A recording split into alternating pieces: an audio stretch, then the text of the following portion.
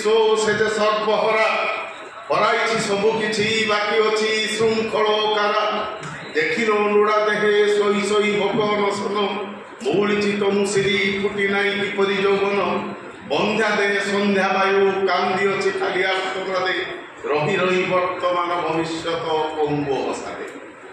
আধুনিক ওড়িয়া কবিতার পুরোধা শচী রাউতরায় যে প্রাথমিক কালরে বিপ্লবী ধর্মী কবিতার তাঙ্ক লেখা আরম্ভ করিଥିଲେ পরবর্তী সমୟରେ ତାଙ୍କ কবিতার দিগ বদলি যাইଥିଲା রোমান্টিক কবিতা আড়কু এবং অন্য জীবনের বিক্ষোভ আড়কু। কিন্তু জাতীয় কবি বাঞ্ছানিধি মহান্তি আরম্ভରୁ যেভଳି বিপ্লবী চেতনার কবিতা লেখুଥିଲେ পরবর্তী সমୟରେ ତାଙ୍କର সেই স্বর শেষ পর্যন্ত অব্যাহত ଥିଲା এবং ତାଙ୍କ কবিতা স্বରରେ ধারাରେ কৌশি পরিবর্তন আসি নথিলা। রুসো ତାଙ୍କର সমাধি পীঠরে লেখা যাইଥିବା বাক্যটি ସବୁବେଳେ গুঞ্জরিত ହୁଏ ଆମ ଭିତରେ।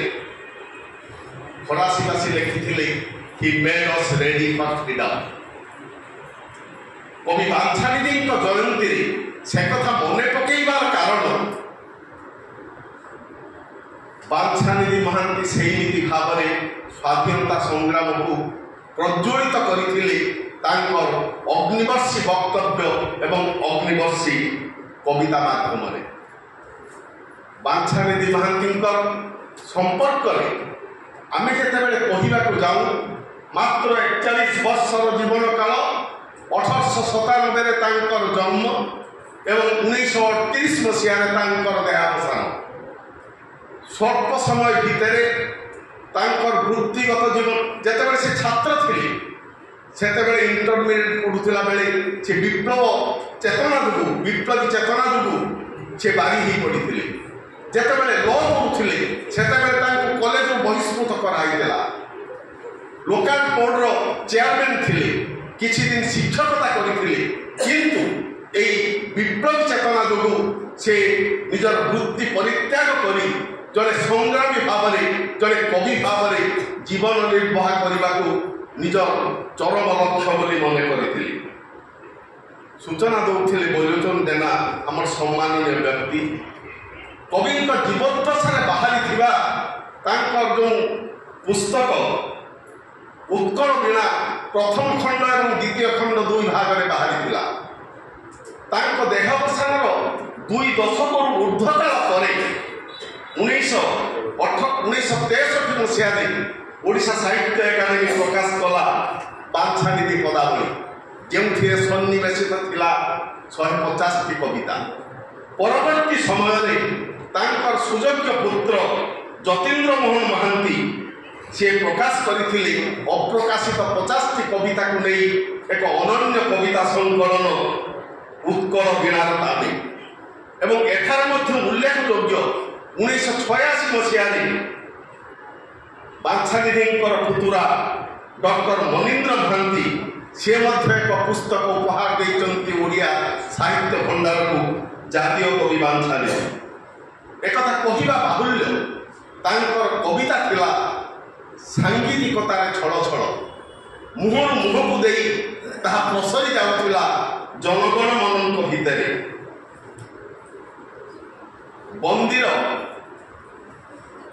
আত্মকথা কবিতায় যাহাকে তাঁক জীবনের ধ্রুবতারা রূপে বাঞ্ছানিধি মানুলে গোপবন্ধু দাস লেখিছন্তি, দেশ জাতি প্রীতি সরস্বতী নদী বহুচি রমে শতমার্গ ভেদী অন্ত সলীলা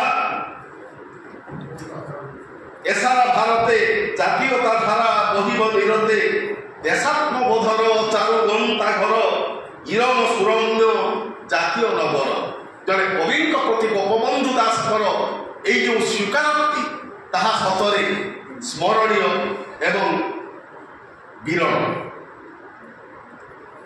বাঞ্ছানিধি চকলা প্রতিষ্ঠা ହେଇଥିଲା বাঞ্ছানিধি মহাନ୍ତି। কেবল ভারতর জাতীয়তা সংগ্রাম বা উৎকল প্রদেশর স্বপ্নরে বিভর সে নথিলে, কলিকা প্রজা আন্দোলনକୁ প্রেরণা দেওয়া পাই লেখিଥିଲେ কেতে দিন আউ দুঃখিনী কণিকা অনীতি যাতনা সহিব, দুঃখ সহিବାକୁ দুঃখিনী ললাতে ଥିଲା কিবা দৈব এবং প্রকৃতি প্রতি মধ্য তাঙ্কর ଥିଲା ভীষণ আকর্ষণ।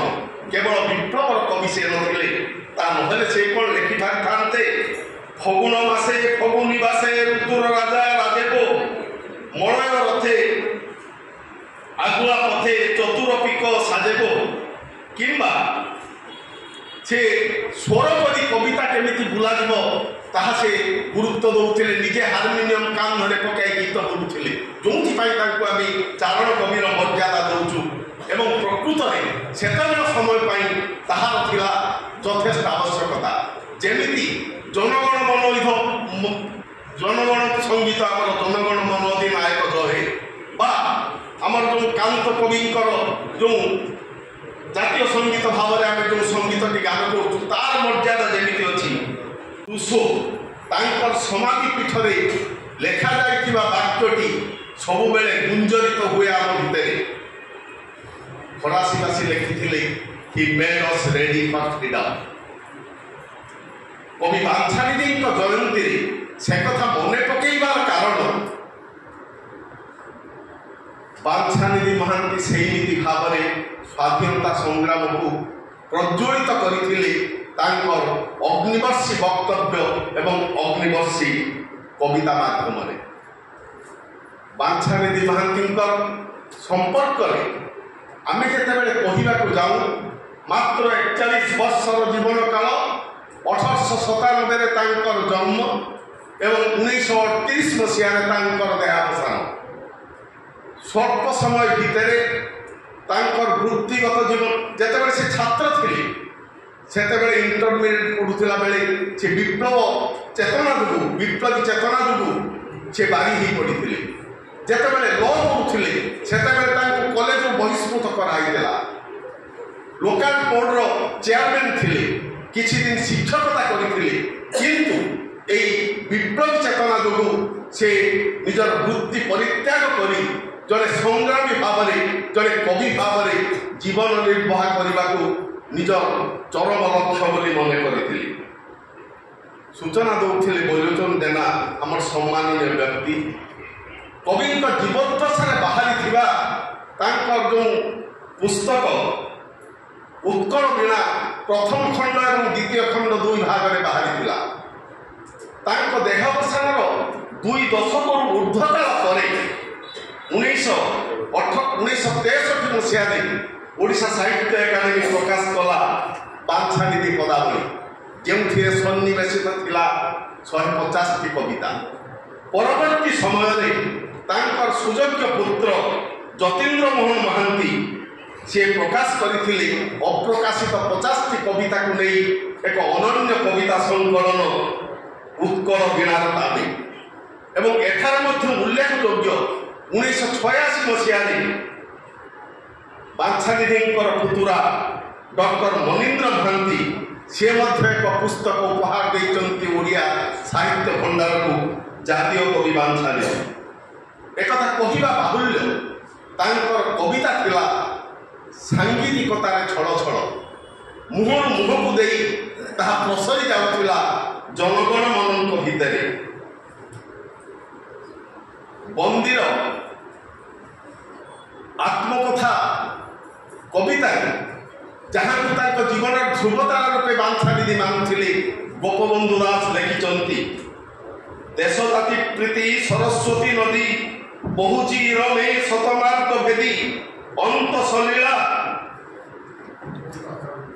এসারা ভারতে জাতীয়তা ধারা বহিব নিরতে দেশাত্মবোধর চারু গন্তা ঘর ইরম সুরম্য জাতীয় নগর।